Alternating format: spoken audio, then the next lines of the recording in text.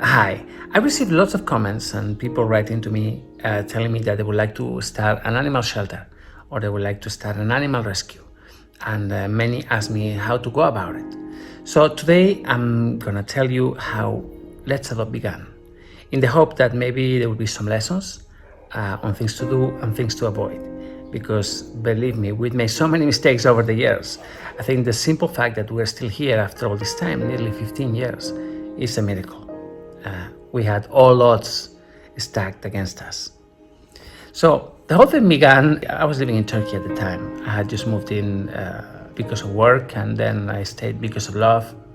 Best reason to stay somewhere. And I was living in one of the Istanbul's neighborhoods, a place with lots of hills and lots of homes, some nice views. I mean, it was all very, very mixed. And one day I noticed that in front of my house there was an injured dog. So I took the dog had a broken leg. I took him to the vet, operated him, I paid for everything, and then I found him a home among one of my friends. I think it was a lawyer. So a few days later, I get out of the house and there is another injured dog there. I tell you, I couldn't believe it. It was like, hold on a second, is this even possible? So again, another broken leg. Went to the same vet, fixed the leg, few days of healing, and we found him another home. So this thing became like a regular occurrence. I was driving around and I would see some puppies. Suddenly, the city that had been wonderful and majestic until then became a place where I would find dogs everywhere. My head, I started to notice them. So the whole thing, I was driving to restaurants, I was going to meetings, and there will always be an injured dog, and there will always be a dog in trouble. And I will always take them, healing them, and find their homes. But that actually became a problem because most of my friends already had adopted my animals and I needed to find more people. So at that point, I started going around and visiting the local shelters. And I found terrible places. I tell you, it was unbelievable. There were some shelters that were absolutely massive with 2,000, 3,000, 4,000 dogs living on cages and in inhumane conditions. And there were other shelters abandoned in rural locations with dogs in terrible conditions as well. I then started inquiring about the cause, why there were so many dogs in Istanbul in the first place. What was the reason? Many of the dogs they had never homes, they were born on the streets. Why there were so many dogs? And the story of the dogs in Istanbul is a very long and complex one. It comes back many centuries. In Istanbul, there's always been stray dogs. People fed them, but they didn't allow them inside the home.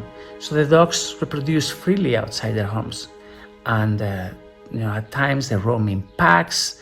The Ottomans took the matter very seriously. One of the sultans actually took as many dogs as he could and took them to an island in front of the city where he abandoned them.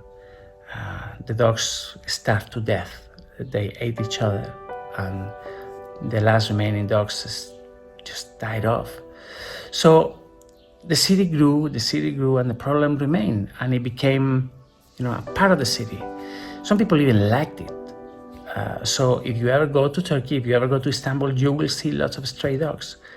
The problem is still there. They haven't been able to fix it. There's been all kinds of strategies implemented. Some municipalities have taken to hunting dogs. I've seen actions that you wouldn't believe. They will run their dogs. They will take them to remote locations and they will kill them there. Others, they were dropped in the forest. We uncovered mass graves. It was really horrible. So I went around, spoke to different shelters.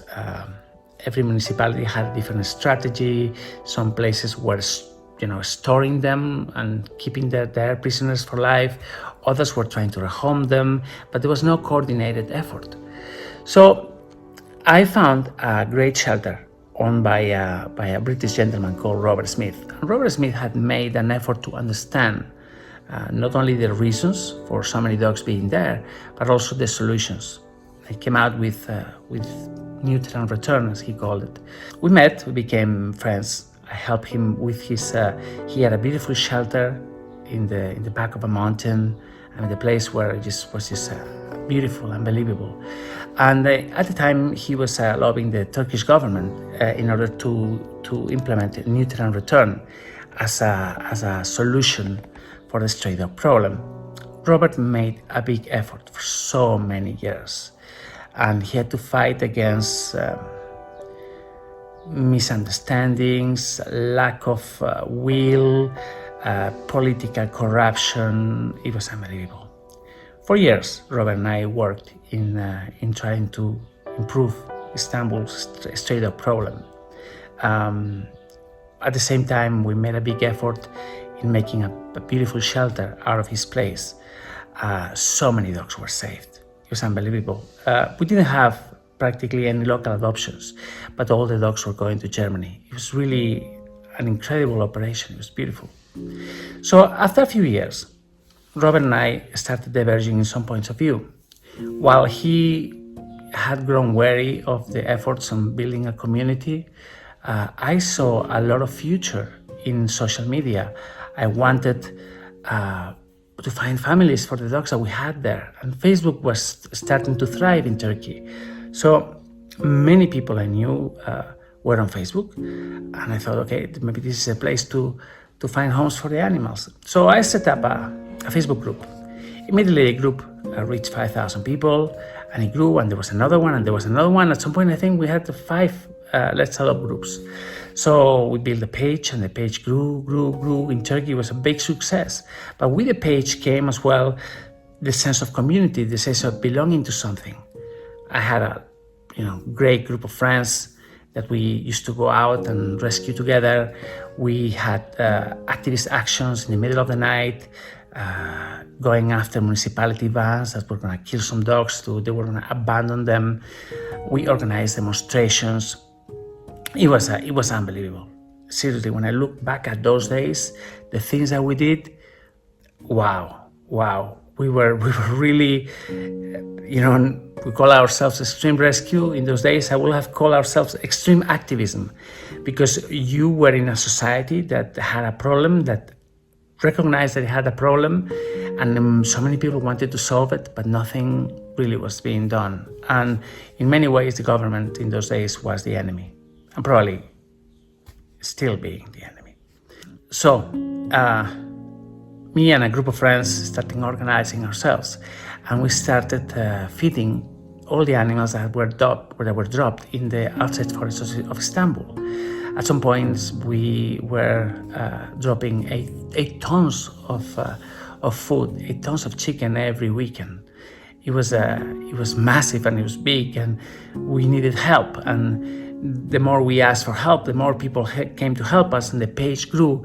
And then we registered the organization as an official charity, and that allowed us to collect donations. So many things were done in those days. It was unbelievable. But after nearly a decade of me living in Istanbul, I miss my country, I miss my family. My mother was getting older. I came on a visit, and I thought, oh my God, this was my family, and I had been away for so many years. So I decided to go back to Spain. I decided to keep Let's Adopt running, coordinate rescues and everything virtually, initially in Turkey, and then we didn't know what was going to happen. So I returned to Spain, and I thought that Spain was the country I remember from when I left back in 1992. A beautiful place with, great, my family was here. I couldn't wait to come back. But then I arrived here, and same thing that happened to me in Istanbul. I started noticing the stray dog problem. I went to the vet because one of my dogs was sick, and there were injured animals there, abandoned by people. There were a lot of problems. So by the time I already had an organization set up, and we were working really well, and there was a lot of action, and there were a lot of rescues happening in many places in the world, and I thought, okay, let's start working here. So the first thing I did was started a Facebook page, Let's Adopt Spain, who immediately started to grow as well. So I will rescue local dogs, take them to a really great vet, heal them, and then place them among the families and the members of our already existing charity. And that's how it began. Rescue after rescue, dog after dog, cat after cat. Every day there will be new cases. Every day there will be new challenges. The hospitals that we work with became full. There were more requests for help all over the country. And so at the same time that we continued to grew, rescue, the level of complexity increased. We realized that we had the opportunity to become a kind of rescue of rescues. We were being contacted not only by local people, but by the heads of local organizations. They needed help with complicated cases, and they didn't seem to understand how to solve those cases, how to treat those animals, how to pay for it. So it's been a decade now. I don't know. It started 15 years ago. I've been in Spain already for 7 years, and in this time, the group has grown. Animals saved constantly. The complexity of these cases has increased. We began with broken legs, and then there were some infections in some eyes for kitties. But then, when we started working with Valencia Sur, the level of complexity increased so much. We did the landmark projects and landmark surgeries, like Skies. We treated dogs that had lost all hope, like Betsy. It was just unbelievable, really. When I look back at how everything began and how far we've gone, I just can't believe it. It was that first dog that started everything where we are today. It's a different world. COVID-19 has changed everything. Even the way we do rescue now, or the way we communicate, has been altered by the pandemic. But the challenge remained there. And what began 15 years ago is now a more established rescue with supporters and followers all over the world, and with the track record of commitment to rescue and commitment to building a community. So this was my answer today. If you want to start a shelter, if you want to start your own rescue, focus on work. Never lose track of why you're here and what your vision is.